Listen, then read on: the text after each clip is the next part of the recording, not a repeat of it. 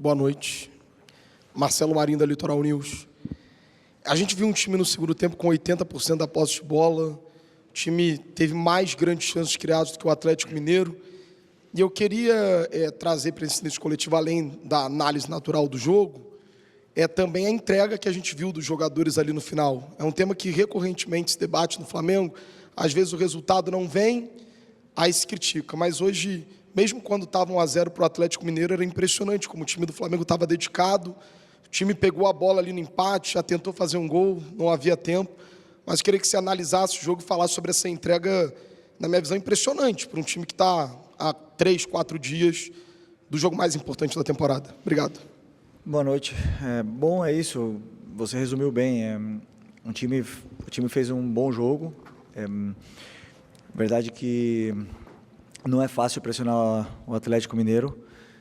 Conheço bem o Sampaoli. Trabalhamos juntos no Flamengo. Sei como ele trabalha a parte ofensiva, como a equipe dele cria. E é muito difícil tirar a bola do Atlético. É verdade que eles vêm de jogar uma prorrogação, mas meus jogadores estão com muita confiança, estão num grande momento e queríamos, de qualquer maneira, tentar vencer esse jogo que era muito importante para a gente. Com um erro nosso, eles fizeram um gol e a partir daí tudo ficou muito mais difícil, né? Fizemos chances e a bola, daqueles dias que a bola não quer entrar, então eu como treinador, eu acredito que o time encontrou os espaços, encontrou as vantagens, conseguiu gerar perigo. Os jogadores tentaram em todo momento furar essa defesa em bloco baixo do Atlético Mineiro, que tem, na verdade, jogadores qualificados, tem grandes zagueiros e grandes jogadores, e no final a trave impediu, né? Então, empatamos o jogo no final, não foi suficiente para vencer, mas bom, pelo menos vi essa entrega, esse esforço dos meus jogadores e uma boa atuação. Felipe, aqui, boa noite.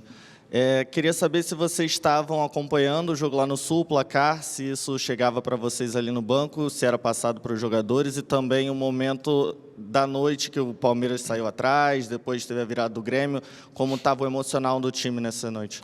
Não sabia, como eu falei antes do jogo, não nos importamos com o que acontece do outro lado, nós só dependemos da gente. Os torcedores gritaram em algum momento, todo mundo imagina que pode ter sido o gol do Grêmio, mas nós só dependemos de nós mesmos e não dependemos dos outros. Então, esse era o foco e o que eu tentei passar para os jogadores, que eles estivessem em todo momento com a cabeça dentro do campo. Felipe, aqui Luiz Assado, GE. Você sempre falou muito de um dia após o outro, né? E agora finalmente vai poder pensar na final da Libertadores, projetar essa partida. Queria saber o que você tirou de lição, principalmente de hoje, mas também nos últimos jogos, né? Porque foi uma derrota para o Fluminense, depois uma partida boa contra o Bragantino, agora você elogiou o time também. E uma segunda pergunta, qual é o peso de recuperar um jogador como o Bruno Henrique nessa reta final de temporada, né? Ele vem sendo muito decisivo e hoje foi de novo. Obrigada. O time vem fazendo um campeonato de uma forma impecável, na minha opinião. Claro que existem jogos ruins dentro de uma maratona de jogos, onde não temos descanso, mas aí eu tenho um elenco muito qualificado, um elenco muito forte, onde me permite fazer trocas e lutar por essas competições, né? Brigar por essas competições. O Bruno, eu sempre acreditei nele, ele sempre acreditou nele.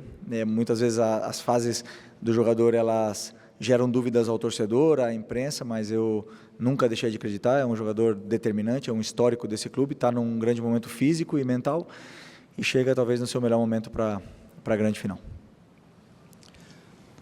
Felipe, Carlos Alberto Vieira, do Jogada 10. Eu queria que você fizesse a análise da atuação do Emerson Royal, que, para a opinião da torcida, estava destoando do restante do time. Bom, na fase ofensiva, não tinha muita facilidade, porque o Atlético defende com linha de 5, o Arana encurtava bem a posição dele, eu tentei ajustar em algum momento para tentar dar um pouco mais de tempo para ele jogar, e na fase defensiva, algumas vezes ele sofreu. Isso nós temos que melhorar, ele tem que evoluir. Na fase defensiva, que para mim é o número 1 para um lateral, é ele defender bem. E ele tem que evoluir nesse aspecto, e para isso esse é o meu trabalho, fazer ele crescer dentro do que é essa individualidade dele. Felipe aqui, boa noite. Havia muita especulação sobre qual time e quais jogadores você colocaria em campo hoje. E a gente vê, num determinado momento do jogo, você colocar jogadores, por exemplo, como Jorginho e Arrascaeta, que são jogadores principais ali na coluna dorsal da sua equipe. Você conversou com esses jogadores e eles meio que pediram para entrar nesse jogo, falaram, pode contar comigo, mesmo no risco de um gramado sintético, mesmo no risco de uma partida que é muito pegada sempre contra o Atlético Mineiro, eles se anteciparam a você e se colocaram à disposição para essa partida, ou foi você mesmo que decidiu e eles foram entrar? Obrigado. Todos os jogadores, durante a semana, eu converso com eles pessoalmente, depois temos toda a equipe que analisa como eles estão em nível de recuperação.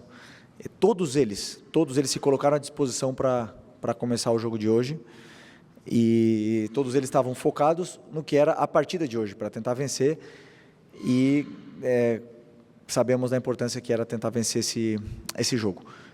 Mas eu sabia também que tem alguns jogadores que recuperam mal. O Jorginho vem de uma lesão, de ficar quase um mês fora. Jogou o primeiro jogo de titular no jogo anterior, não era recomendado e existia um alto risco se ele começasse o jogo. Varela, Alexandro e Arrasca, Bruno, todos eles, com a mesma recomendação de não começarem e sim entrar. Poderiam entrar até mesmo porque, se eles não tivessem jogado hoje, teriam treinado uma carga muito parecida com o que foi o jogo de hoje. Boa noite, Felipe. Cristiane Mussi, da Flamengo TV.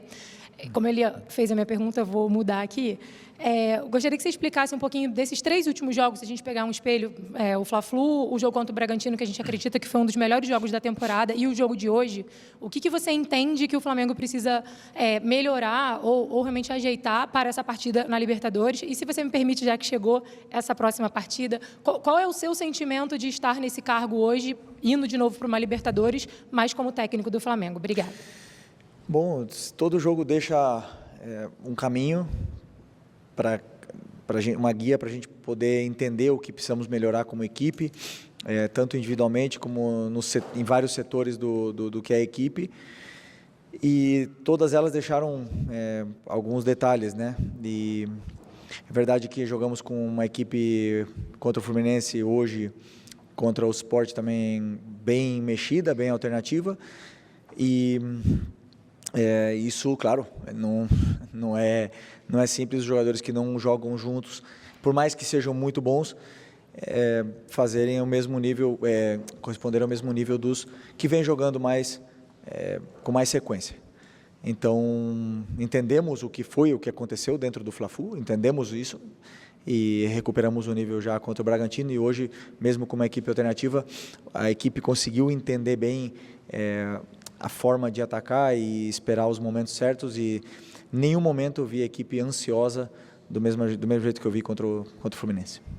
Felipe, boa noite. Davi Azevedo, do canal Paparazzo Rubro.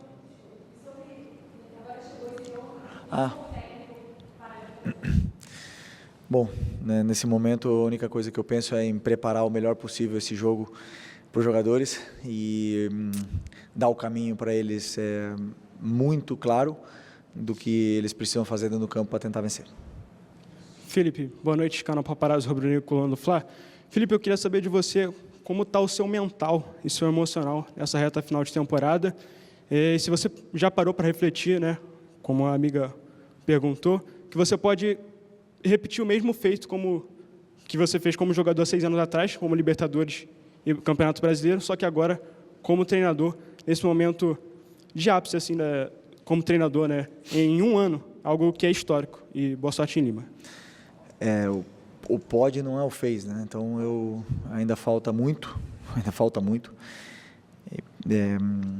E a única coisa que eu penso, você perguntou como é que eu estou mentalmente, estou mais feliz que nunca fazendo o que eu amo. Quanto mais pressão, quanto mais as coisas são difíceis, mais eu desfruto desse trabalho. E o difícil vai ser um dia não estar vivendo esse momento que nós estamos vendo agora, que é um privilégio poder viver 2 finais, entre aspas, agora, que vem pela frente. Felipe, aqui, boa noite. Bianca Molina, TNT Esportes. Felipe, se tu me permite 2 perguntas, queria só que tu explicasse como foi que tu traçaste a estratégia de hoje, né, de deixar pelo menos ali 5 jogadores tidos como titulares no banco de reservas, como foi a escolha por esses 5 nomes. E o Flamengo, ao contrário do Palmeiras, outro finalista na Libertadores, optou por sair desse jogo de terça-feira e voltar para a cidade, né, de onde é o clube, no caso para o Rio de Janeiro. O Palmeiras sai de Porto Alegre direto para Lima. Queria ouvir como foi essa decisão e o quanto é importante para vocês ter esse último contato, já é tradicional e tu viveste muito isso como jogador, com a torcida no Aerofly, se isso impactou de alguma forma. Obrigada. Sobre a decisão, eu respondi numa pergunta anterior. Se quiser que eu respondo... Ah, não, estava aí. Tem que responder de novo? Não consegue pegar do... Consegue, beleza, então. Sobre a logística, tivemos várias reuniões em montar a melhor estratégia para viajar para Lima e pensamos que depois do jogo de hoje era importante todos os jogadores voltarem para casa, dormirem com as suas famílias, se despedirem das suas crianças e renovar as energias e também na frente da torcida. Achamos que era muito importante viver esse momento e agora começamos a desfrutar desse grande momento que é a final da Libertadores.